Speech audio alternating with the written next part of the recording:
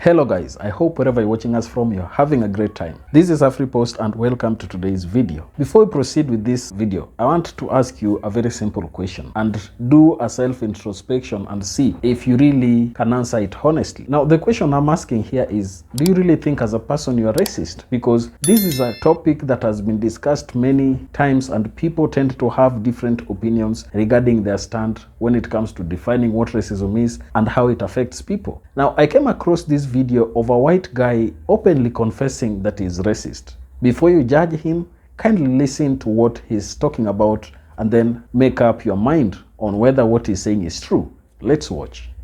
So I'm racist, and this video is about me being racist. In 2006, I stayed in South London for a few weeks with a friend in between rental periods on two houses. And one day I came home from work early and walked past the local secondary school in Streatham just as the kids were coming out.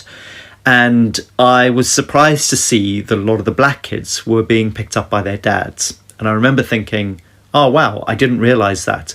Black dads do stick around. Now, obviously I'm not proud of this. And at the time, I think if somebody had come up to me at a party or something and said, black dads don't stick around, I would have argued with them and said, of course they do.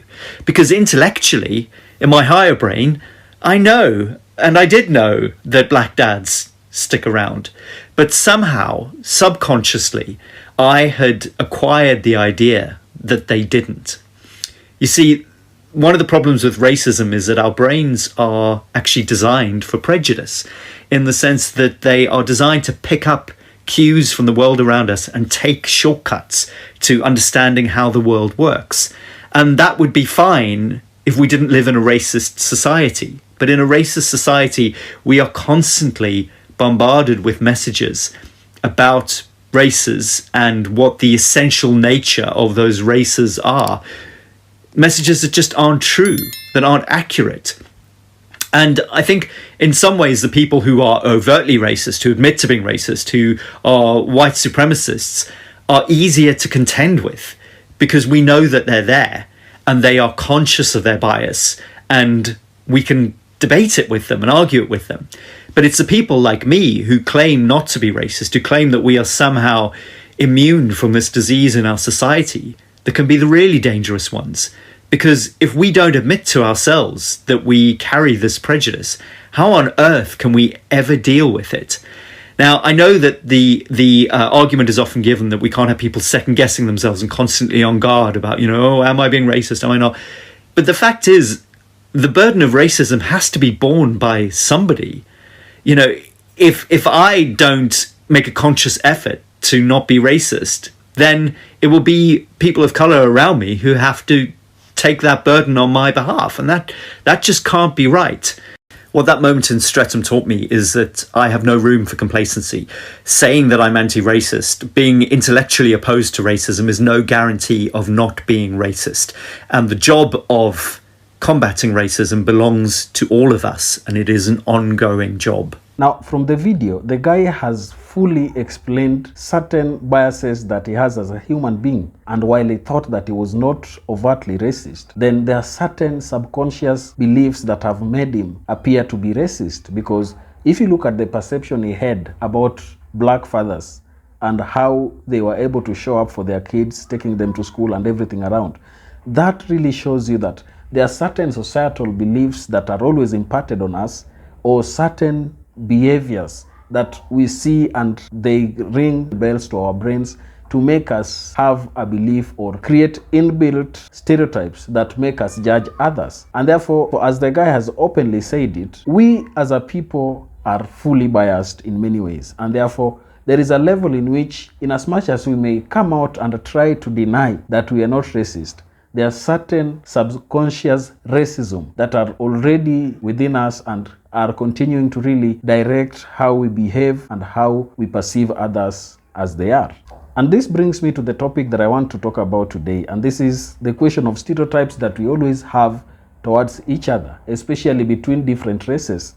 For instance, you'll find that a black person has certain stereotypes about a white person. And also there are those whites who also have certain stereotypes against black people. And this really tends to give us a wrong perception of who people are in person. For example, we've seen this call that many blacks are associated with crime and violent behaviors. And this has affected how in United States police try to attend to issues involving black people. For example, the question of police brutality against black people has been talked about in many instances, especially in United States.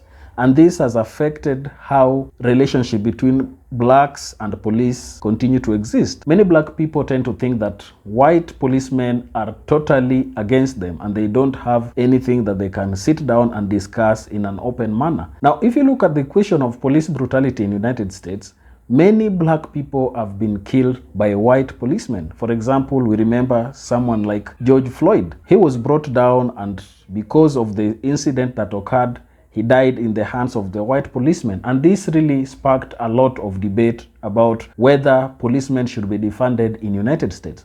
But then, looking at it keenly, you'd understand that the question of biases that continue to exist between whites and blacks tend to really shape the manner in which these people can relate. And I think that this stereotype where blacks are considered to be more involved in crimes and violent activities tend to really work against them. Another stereotype is that whites are more intelligent than blacks, and therefore in United States most people who have jobs and those who can qualify for certain positions are always white people.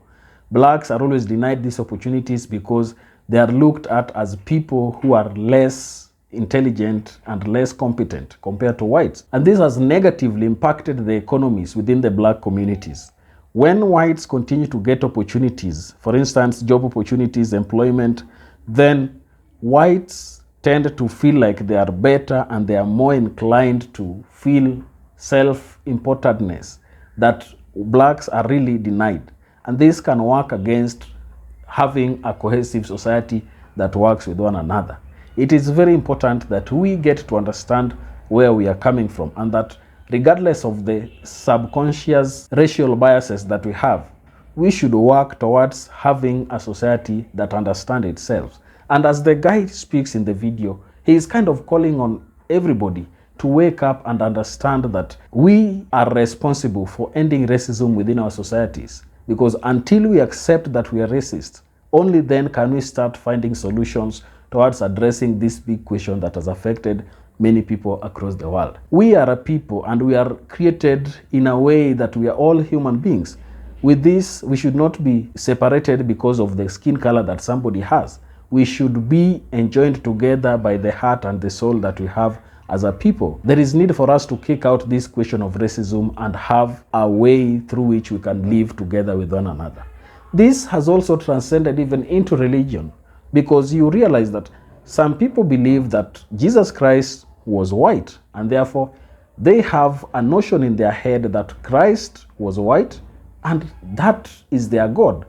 When we look at blacks, many of representations have always pushed Satan to be a black person, or to be a dark person, or to be a dark thing. So this has really worked against blacks' mindset, and they tend to have this inferiority complex that affects how they think about themselves. We as black people, as we grew up, we were taught to know that white things are good things, white things are clean things, white things are pure, and black and dark things are dirty and are not good for anybody. So when you look at your skin and you find yourself to be a black person, and then you meet another white person, you tend to feel like this black person is more important than you are. But this is not the case. These are just systemic activities that have been created by the system so that we as black people tend to feel less and low of ourselves, which should not really be the case. I think, as the guy has openly stated, there is need for even the black people to look upon themselves and understand that there is need for us to have a better understanding of who we are. Because since we have been taught to hate ourselves, and we do not really appreciate who we are as a people, until we understand that we are very valuable and we are people who must respect each other and respect themselves, only then can we know that we are equal to these white people we see around. And therefore, I don't know what you think about this topic. Please tell us your opinion down in the comment section. Do you really think the guy exploited the issue effectively? Because if you look at it, you'd understand that having accepted that he is racist, he is able to act on the ills that he has. He is able to act on the shortcomings that he finds himself in. And therefore, we must accept that the system has been created to favor racism, and until we find a way through which we can sort this out, we will not solve this question until the end. If you're watching us for the first time, please don't forget to subscribe to this channel, like this video, and also share. Thank you, and may the good Lord bless you. Goodbye.